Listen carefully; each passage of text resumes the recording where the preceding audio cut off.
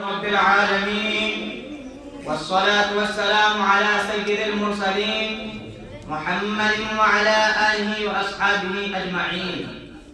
أصحاب السادة والأساتذة والعلماء وطلبة العلم والإخوة، السلام عليكم ورحمة الله وبركاته.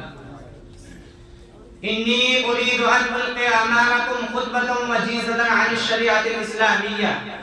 أيها السادة، هناك حقيقتان هامتان خطيرتان تفرضان أن تستيقنها نفسي ونفسكم باعتبارها مقدمة لازمة لكل من يحب الإسلام ويدخل فيه مؤمنا فيعتنقه ويدافع عنه، وهما: الحقيقة الأولى، الشريعة الإسلامية شريعة إلهية عالمية. الحقيقة الثانية، الحكم بها وإنزال أحكامها فريضة لا خيار في تركها والتخلي عنها أو استبدال أحكامها بأخرى. فالشريعة الإسلامية من الشريعة الخاتمة فله شريعة بعدها أبدا، وأحكامها المتمثلة في خطاب المشرع الحكيم لسائر البشر بالأمر والنهي. والشريعة الإسلامية هي الشريعة الخاتمة فله شريعة بعدها أبدا، أو التخيير هي الكفيلة بمواجهة متطلبات البشرية وحاجاتها، وذلك يرجع إلى حقيقة متيسرة الفهم والإدراك ليس لكل الناس بل لمن سعت فطرتهم وابتعدوا عن خبث مكر الماكرين. هذه الحقيقة تقول إن أحكام الشريعة التي جاءت بها لماذا؟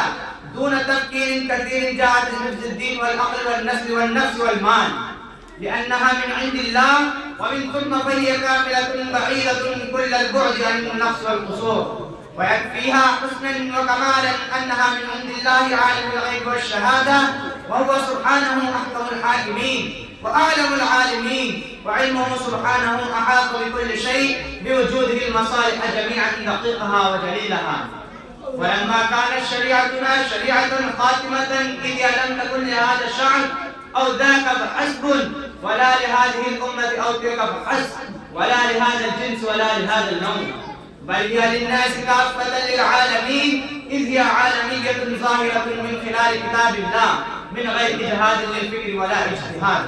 ولما كانت هذه الشريعة هي من عند الله، إذ هي كما أسلفنا شاملة لكل أمور البشر دينية ودنيوية من أحكام عقائد وعبادات وأحكام تنظيم الدولة والجماعة وتحديد علاقة الأفراد ببعضهم البعض من أحكام خاصة بالمعاملات والعقوبات وعلاقات الدول في حالة السلم والحرب. ومن هذا المنطلق المنطقي نرى أن الشريعة الإسلامية مقصود بها سعادة البشر في الدارين.